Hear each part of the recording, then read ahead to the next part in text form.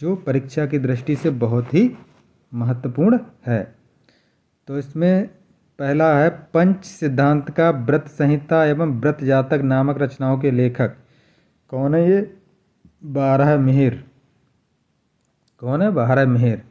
उसके बाद हम आते हैं सामवेद के पद योग्य गेय रूप में गाने वाला पुरोहित कहलाता था। इसको क्या कहते थे? सामवेद को जो गा के सुनाता था उसके लिए उद्गाता। प्राचीन काल में ऐसी भूमि जिस पर खेती नहीं की गई हो कहलाती थी। जो बंजर भूमि रहती थी जिस पे अकृषित भूमि, उसको क्या कहते थे? अपहरत भूमि, अपरहत भूमि। उसके बाद आता किस सूफी संत को महबूब इलाही कहा जाता है? शेख निजामुद्दीन औलिया को महबूब इलाही नाम से जाना जाता है। उसके बाद है हड़प्पा कालीन स्थल आलमगीरपुर स्थित है। आलमगीरपुर जो है वो उत्तर प्रदेश के मेरठ में हिंडन नदी के किनारे स्थित है। उसके बाद प्राचीन भारत के किस ग्रंथ में शुंग राजवंश के संस्थापक के पुत्र की प्रेम कहानी वर्णित है? मालविकाग्नि मित्रम।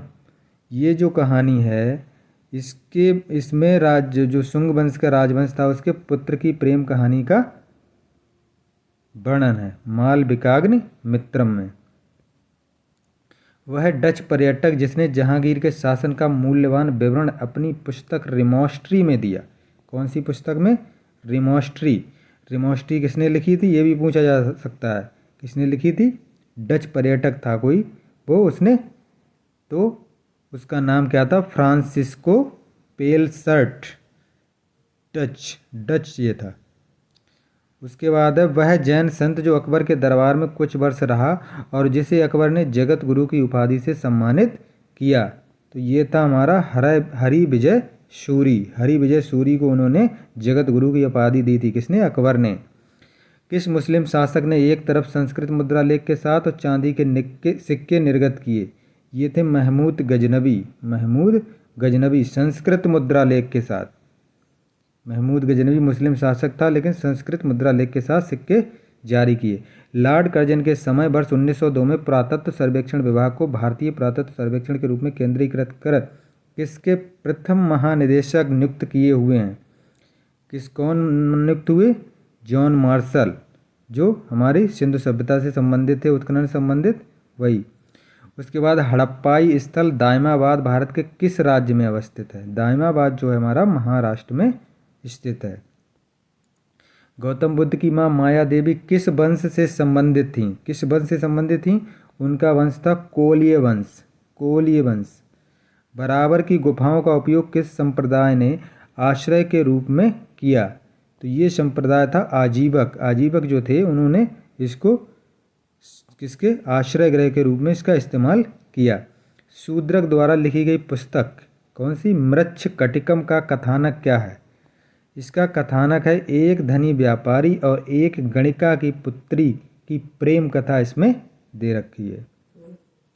पश्चिम भारत में प्राचीनतम शैलकृत गुफाएं अवस्थित हैं।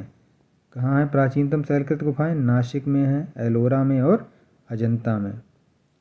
मध्यकालीन भारत के आर्थिक इतिहास के संदर्भ में शब्द आघट्टा निरूपित करता है। आघट्टा का मतलब क्या है?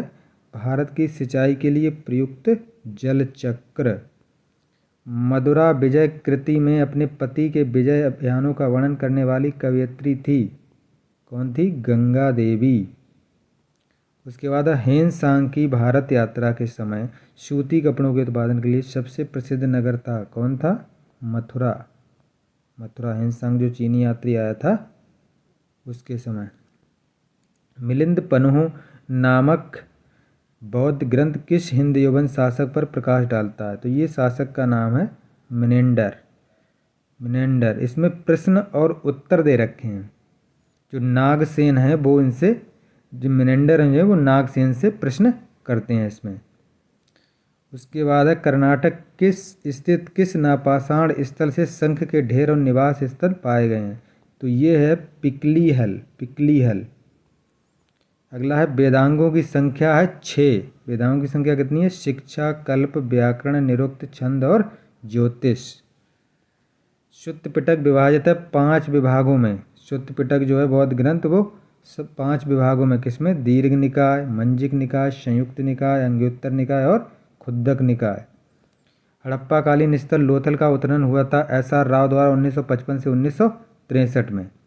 बौद्ध सिद्धांत प्रातीत्य समुत्पाद के 12 सिद्धांत निदान हैं। कौन कौन से हैं? जाति, जरामण, अविद्या, संस्कार, विज्ञान, नाम रूप, स्पर्श, तृष्णा, वेदना, षडायतन, भव, उपादान। उसके बाद उत्तरी मदुरा में आयोजित तृतीय संगम की अध्यक्षता की थी नक्कीर ने की थी। चोल शासन में वार्षिक समिति को कहा जाता था संवत्सरवारियम। क्या कहा जाता था? संवत्सरवारियम। अगला हमारा है, सल्तनत काल में दिल्ली में जमात खाना मस्जिद का निर्माण किया था। किसने किया था जमात खाना मस्जिद का निर्माण? अलाउद्दीन खिलजी ने। किस सिख गुरु ने सिखों को सैनिक संप्रदाय के रूप में परिवर्तित कर दिया? गुरु हरगोविंद। उत्खनित प्रमाणों के अनुसार पशुपालन का प्रारंभ किया था पाषाण काल में। किसमें? मध्य पाषाण काल में। उसके बाद हड़प्पा संस्कृति में पाई मोहरों एवं टेराकोटा कलाकृतियों में चित्रित आकृतियाँ थीं हाथी। कौन कौन सी थीं? हाथी, गैंडा, बाघ, हिरण और घोड़ा। चित्र की इसमें कहीं वो गाय के चित्रण इसमें कहीं पर भी नहीं मिला है।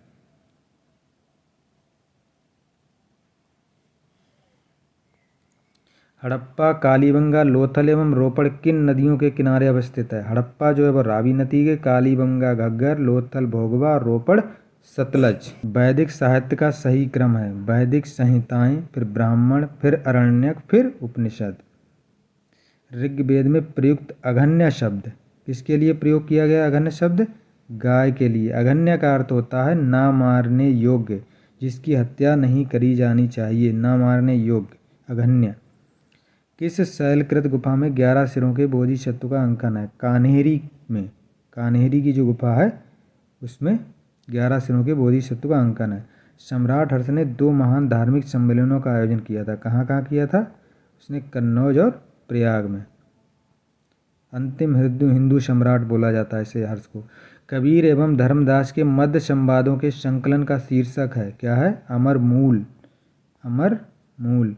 मुगल काल में किस बंदरगाह को बाबुल भवन का या भवन का द्वार कहा जाता था? सूरत को। अगला है, गोल गुंबद का निर्माण कराया था मोहम्मद आदिल शाह ने। किसने कराया? मोहम्मद आदिल शाह ने। बिहार का नवपाषाणकालीन स्थल जहाँ से प्रचुर मात्रा में हड्डी के उपकरण पाए गए हैं, चिरांद। चिरांद बिहार में जगह है। हड़प्पा कालीन स्थल कालीबंगा में उत्खनन किया गया था 1953 में अमलानंद घोष के नेतृत्व में। किसके? अमलानंद के नेतृत्व में। पुनर्जन्म का सिद्धांत सर्वप्रथम दिखाई पड़ा शतपथ ब्राह्मण में। इसकी चर्चा मौर्योत्तर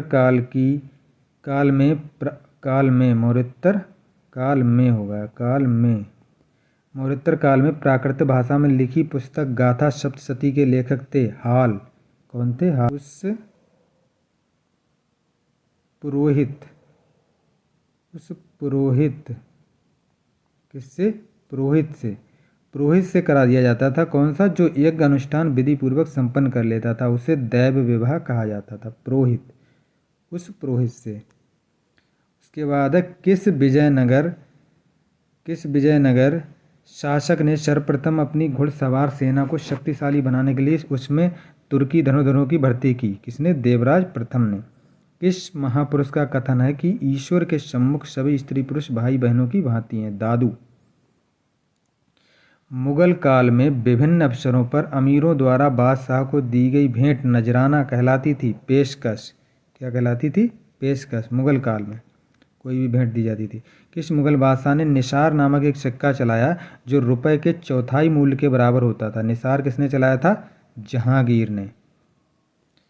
इनाम गांव ताम्रपाषाण युग की एक बड़ी बस्ती है। इसका संबंध है कैथा संस्कृति से। किससे संबंध है इसका? कैथा संस्कृति से। उसके बाद है हमारा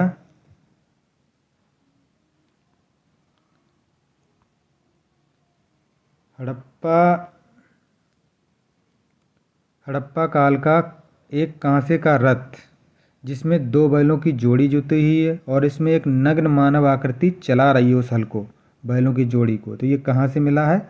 ये मिला है दाइमाबाद से। कहाँ से मिला है? दाइमाबाद से। मध्यकालीन भारत में हुक्म ये बर आवर्द था उत्पादन लागत का सिद्धांत। मध्यकालीन भारत में हुक्म ए वर आवर्द था, क्या था? उत्पादन लागत का सिद्धांत। ये वाला प्रश्न जो है इसमें डाउट है, ये कुछ गलत छप गया है। उसके बाद है सूफी शब्दावली में महबूब सुबहानी से तात्पर्य था ईश्वर का प्रेम। भारत का प्रथम मुस्लिम शासक कौन था जिसने भूमि की वास्तविक आय पर राजस्व सुनिश्चित किया था? अलाउद्दीन खिलजी। फिरदौसिया सिलसिला की स्थापना शेख बदरुद्दीन समरकंदी ने किस स्थान पर की थी? बिहार के राजगीर में की।